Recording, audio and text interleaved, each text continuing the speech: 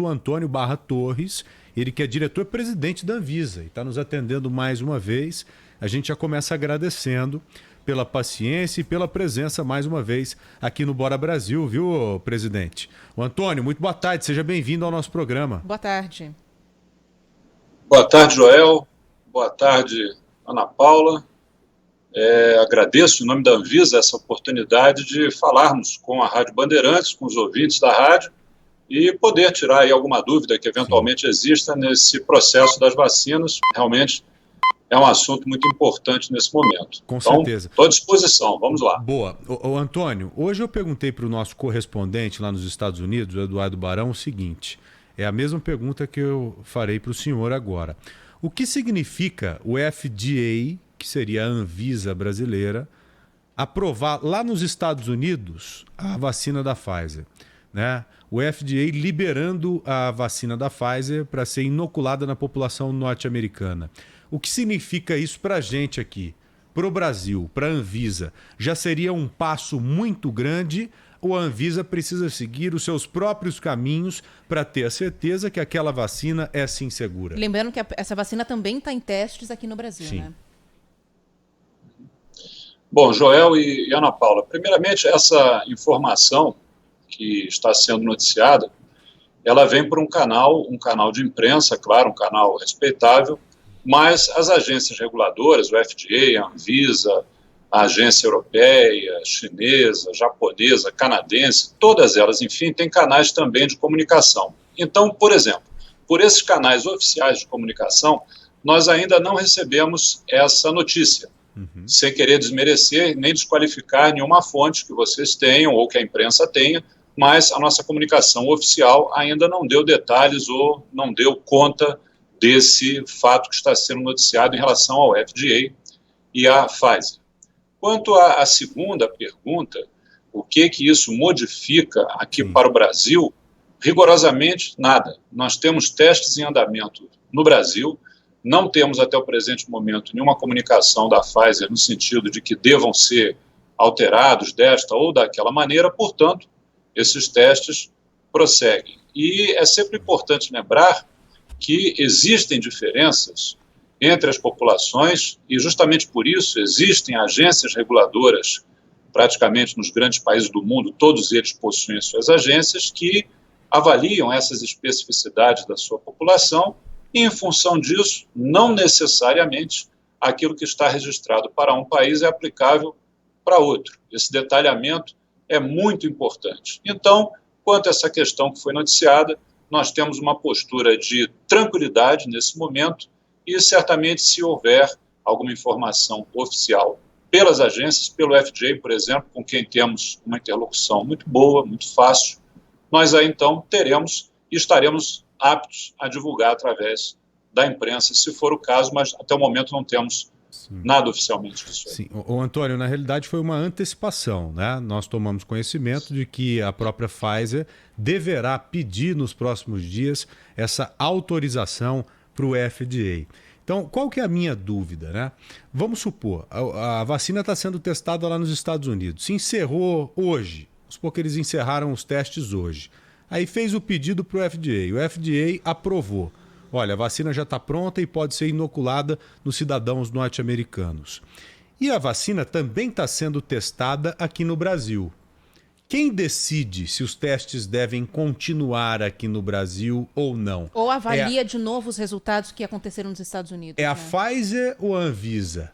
Porque se a Pfizer lá nos Estados Unidos fala, olha, pô, já testamos, a vacina é segura, ela realmente imuniza, está pronto, não vamos testar mais. A nossa vacina está pronta. Nós podemos interromper os testes lá no Brasil também. Isso pode acontecer ou a Anvisa exige que os testes devem continuar aqui no Brasil também? Devem ser concluídos também. Excelente pergunta. Essa situação ela pode acontecer? Pode, até porque não é obrigatório para que uma vacina seja ministrada em território nacional, em brasileiros, que ela tenha todo o seu desenvolvimento feito aqui. Ótimo. Ela pode ter o seu desenvolvimento feito fora do Brasil, mas, por força de lei, para que seja ministrado no Brasil, a Agência Nacional de Vigilância Sanitária, Anvisa, ela terá de fornecer o registro dessa vacina aqui no Brasil. Então, o que isso equivale a dizer em claro e bom português? Se for essa uma decisão, por exemplo, nós aqui teremos que ter acesso a toda a documentação e saber por que motivos esse laboratório, um laboratório hipotético, vamos colocar assim, né, vamos falar em tese, chegou a essa conclusão de que não precisa mais progredir nos estudos no mundo todo, inclusive no Brasil, parou e já conseguiu dar o registro lá fora. Nós precisaremos analisar essa situação documentalmente aqui no Brasil, porque a responsabilidade e a atribuição constitucional para que um produto seja administrado a brasileiros aqui no Brasil, uma medicação, e no caso uma vacina é uma medicação, essa responsabilidade é da Anvisa. Então, tanto por realizar estudos aqui ou por ter acesso aos documentos dos estudos no estrangeiro, um dos dois caminhos terá que acontecer. Sem isso, não será possível utilizar aqui no Brasil. E, Antônio, a gente já teve, ou vocês já receberam, no caso, alguma notificação, estão avaliando resultados de alguma outra vacina que tenha sido testada fora daqui? A vacina russa, por exemplo, que já tinha um pedido de registro. Em que pé está essa negociação para a aplicação dessa vacina por aqui também? A vacina russa, ela teve realmente uma ampla cobertura da imprensa há algum tempo atrás, não muito tempo, quando haviam entendimentos com o governo do estado do Paraná e o Instituto de Tecnologia do Paraná. Inclusive, recebemos aqui na Anvisa, faz parte também da nossa missão, receber esses interlocutores que nos solicitam as reuniões, as audiências. Então, recebemos aqui quando o governo do Paraná realmente deixou clara a sua intenção de participar de desenvolvimentos da vacina russa aqui no Brasil através do TecPar, Instituto de Tecnologia do Paraná. E, é claro, nos colocamos imediatamente à disposição para a análise dos documentos que têm que ser enviados e têm que ser analisados nesse sentido. Acontece que, até o presente momento, nós não recebemos. Então, não há nenhum processo de registro de vacina russa em andamento no Brasil. Isso poderá acontecer, até esperamos que aconteça, porque aí será mais um protocolo, será o 5º protocolo em análise e em estudo aqui no Brasil, que para nós eu acho sempre que é bom. Mas o fato é que até o presente momento a Anvisa não recebeu nenhum documento, nenhum ofício ligado diretamente à vacina russa. Estranho, eu achei que já estava em andamento isso. Até porque foi dito que havia um prazo, acho que me corrige se não foi isso, mas já acho que de 30 dias até para o envio dessa documentação toda, né? Exatamente. Não tem mais de 30 dias que tratamos desse assunto aqui no nosso programa. Então, olha, eu fiquei surpreso com essa. Achei que a Anvisa já estaria analisando a vacina russa, a eficiência e a segurança dela também. Agora, tantas outras vacinas são promissoras também. Se a Pfizer for aprovar mesmo essa vacina lá nos Estados Unidos, quanto tempo será necessário para que a Anvisa aprecie esses estudos apresentados pela Pfizer? Tem como a gente colocar um período, né, um tempo necessário para que se averigue, para que cheque com cautela esse material? É muito tempo, pouco tempo? É muito burocrático? Não é? Como que funciona isso, Antônio? Joel, eu tenho sempre dito isso, né? Esse processo é um processo que lida com o que há de mais nobre no universo, é a vida humana. Então, tudo que a ela se relaciona, sobretudo num cenário de incertezas, estamos diante de um agente viral novo. Basta ver o nome dele, é o novo coronavírus. Nós temos uma pandemia sem precedentes na humanidade. Não há que se comparar com nada do que já aconteceu com as outras pandemias. Essa realmente, ela se dá em sede da globalização, aonde um fenômeno que ocorre do outro lado do planeta chega desse lado do planeta pela velocidade do avião a jato, que é muito rápido. Então, tudo é muito novo. Eu digo a vocês, qualquer um que coloque data e coloque prazo, pode estar trilhando um terreno muito tortuoso, muito perigoso, porque é necessário sim que essa análise seja feita, e outro termo que eu combato é o termo burocracia. Burocracia é aquele papel que pode ser evitado e só existe para atrasar um processo. Então, não estamos falando de burocracia. Certo. Nós estamos falando, sim, por exemplo, de um dossiê completo para análise vacinal, contendo mais de 10 mil páginas, que precisam ser devidamente estudadas e analisadas. Então, a resposta que dou, quando me perguntam qual é o prazo, eu digo, é o menor e o melhor prazo. É aquele prazo em que os cidadãos brasileiros, servidores dos órgãos reguladores, como é o caso da Anvisa, que também perderam parentes, entes queridos, que tombaram frente à Covid-19, terão todo o cuidado, toda a motivação, todo o interesse de, ao final do processo, dizer: é seguro, vacine seu filho, sua filha, seu esposo, seu pai, sua mãe, com segurança, porque eu estou atestando que é seguro. Esse é o pensamento dos servidores da Agência Nacional que estão lidando com esse processo. Então, nós não vamos colocar em absoluto uma data, Sim. até sob pena de criarmos uma falsa expectativa e trazer frustração se aquela data não for alcançada. Então, eu peço a confiança da população no trabalho que está sendo desenvolvido. Os nossos servidores têm feito total renúncia de suas vidas nesse sentido. Final de semana, feriado, isso aí é coisa que ficou no passado, e estamos trabalhando para dar respostas rápidas. Agora, respostas definitivas, não aquela que é dada hoje tem que ser corrigida amanhã ou depois. Então, nós não temos um compromisso com uma data prevista no calendário e, ao mesmo tempo, nosso compromisso é com todas as datas do calendário. Queremos que seja a mais breve possível, mas dentro de uma segurança, de uma qualidade, de uma eficácia. Não sei se a resposta vai ser a mesma, mas a gente tem a expectativa de que na semana que vem já esteja com a Anvisa, pelo menos é isso que o governo de São Paulo vem indicando, os resultados da terceira fase de testes da Coronavac, né? Testes que devem ser concluídos nessa semana. E mesmo com esses testes já concluídos, com tudo na mão, mesmo assim não dá para prever uma data? Quanto tempo levaria para análise dessa documentação até cadastrar essa vacina e liberar o uso? E complementando, viu, Ana, o Antônio, o senhor disse, por exemplo, que a vacina russa, ela não teve nenhum protocolo, não pediu nenhum protocolo aí na Anvisa para se averiguar, para se checar os testes que foram feitos, os estudos, né? Eu acredito que a vacina chinesa, a Coronavac, já deve estar protocolada aí na Anvisa. E são vários testes, estamos agora na fase 3.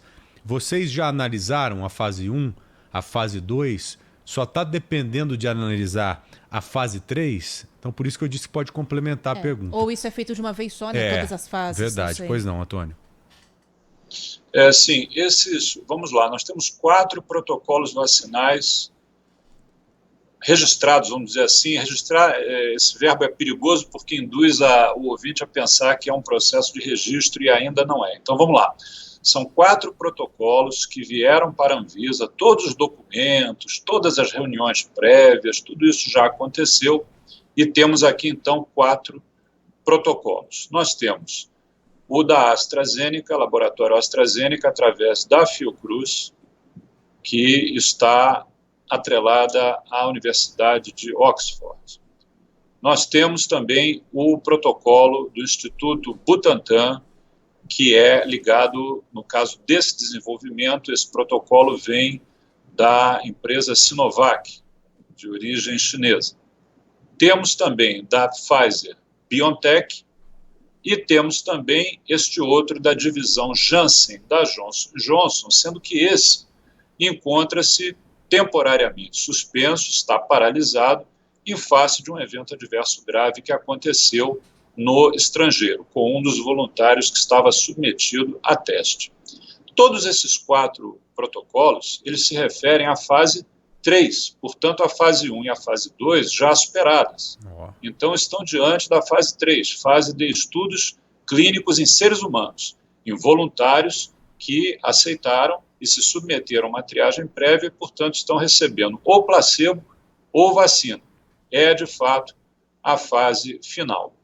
Em relação a documentos que estamos, segundo foi declarado, em vias de receber dentro de mais alguns poucos dias, também não emitiremos por hora nenhum juízo de valor, não seria correto fazê-lo porque não temos os documentos em mãos.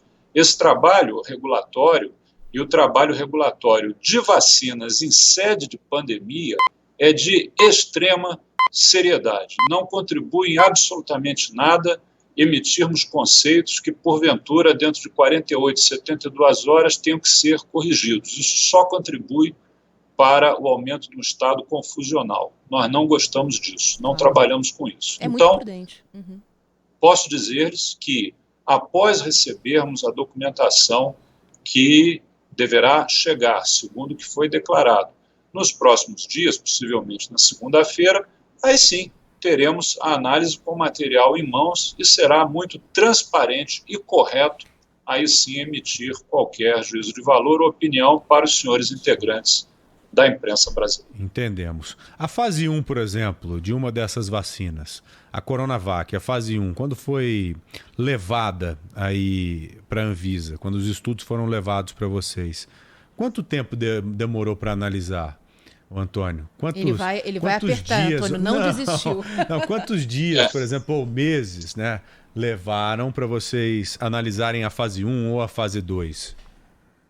Não, Joel, como eu estava te falando, nós estamos trabalhando na fase 3. A fase 1 e a fase 2, elas já vieram prontas para nós, entendeu? Então, a análise é quanto ao estudo em seres humanos daquele país onde será feita a vacinação. Por isso que esses laboratórios têm total interesse científico em testar em vários países, porque aí são várias realidades diferentes quanto àqueles habitantes. Então, nós já estamos trabalhando nesses 4 na fase 3. Então, não há mais que se falar em fase 1 e fase 2 para nós aqui no Brasil. Tá, mas a Anvisa aprovou a fase 1 e a fase 2 também. A Anvisa aprovou as duas fases. Não. A fase 1 e a fase 2 são fases que são de aprovação e de condução dos países e entidades de origem. Não cabe aí nenhuma análise, também não é, digamos, necessária essa análise por parte da agência reguladora. Tá. Porque, na verdade, o que definirá a segurança, a qualidade e a eficácia é a 3, que é essa que está acontecendo que é a agora. Final, né, da aplicação mesmo. Agora, que leva tudo em conta. Exatamente. Agora, só para fechar da minha parte, Antônio, essa semana a gente falou aqui no Bora Brasil sobre a apreensão de supostas vacinas falsas que foram apreendidas no Rio de Janeiro, que já estavam sendo vendidas. A gente já viu isso acontecer também em relação a medicamento. A Anvisa já tem notícia de outras situações desse tipo, vacinas falsas que estão circulando por aí ou até sendo aplicadas em pessoas que estão, como todos nós, né, ansiosas, desesperadas logo por essa imunização? Ana Paula e Joel, essas situações que nós vivemos, como a situação da pandemia, ela tem muita semelhança com a situação da guerra. Eu próprio tenho dito diversas vezes à imprensa que nós estamos vivendo uma situação de uma guerra de saúde, né? Por tudo. Pelo impacto social, impacto econômico, pela logística que tem que ser empregada, pelas soluções que os cidadãos dão. Vocês vejam que o Brasil, que era completamente dependente do mercado externo de ventiladores pulmonares, várias empresas nacionais que não produziam ventiladores passaram a produzir e foram certificados, são bons produtos. O que eu costumo dizer é o seguinte: na situação da guerra, o que é bom fica muito bom. O esforço do ser humano se supera. Mas, infelizmente, na contramão disso, aquilo que é ruim fica muito ruim. Então, vejam que pessoas puderam conceber em suas mentes planos para abusar da fé pública, abusar da crença do cidadão, abusar da esperança do cidadão. Vejam os casos aí de desvio de dinheiro público, que era para ser empregado no combate à pandemia e foi parar em qualquer lugar, menos no combate à pandemia. E agora, essa situação objetiva que vocês abordaram, que aconteceu no município de Niterói, a cidade de Niterói, no estado do Rio de Janeiro, quando então recebemos aqui uma denúncia, e é importante frisar que a Anvisa é o poder de polícia do Estado para assuntos sanitários, e demos o tratamento imediato. Essa denúncia chega num determinado dia no mês de setembro. Nesse mesmo dia, ela já está em mãos do alto comando da Polícia Federal aqui em Brasília.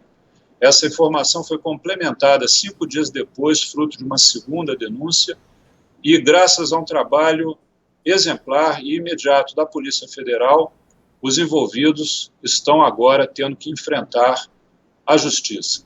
Ao que parece, aquele processo era todo baseado em fraude, ou seja, a princípio não havia nada a ser vendido, nenhum produto, até mesmo falso, a ser comercializado. Era tudo uma grande mentira que é contemplada pelo artigo 171 do Código.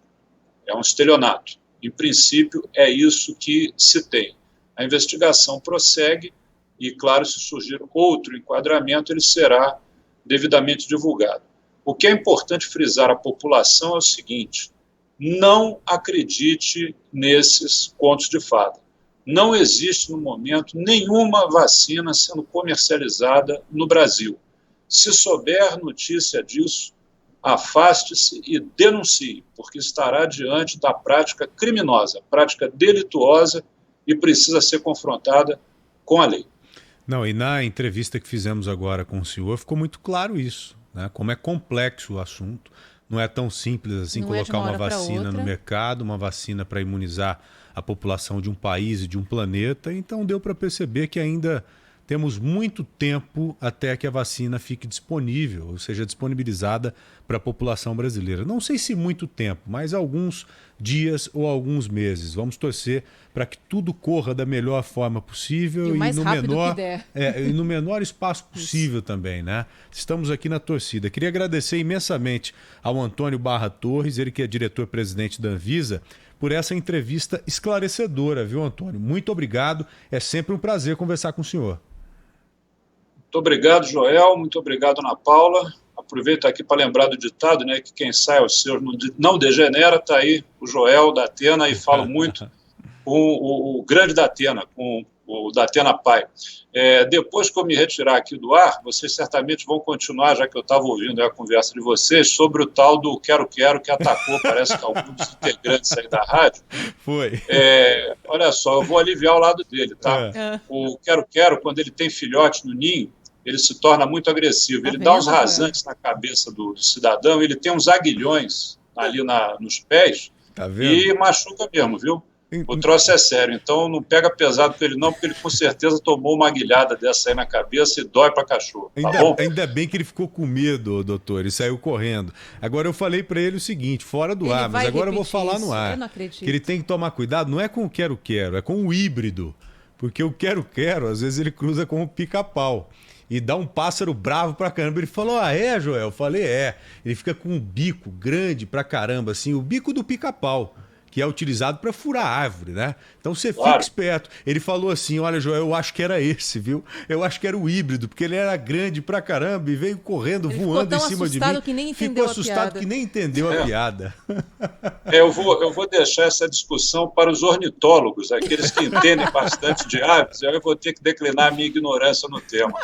Olha, uma ótima tarde aí para vocês, tá bom? Um forte abraço, fiquem com Deus e mais uma vez obrigado pela oportunidade concedida à Anvisa. A gente que agradece pela competência, claro, e pela simpatia.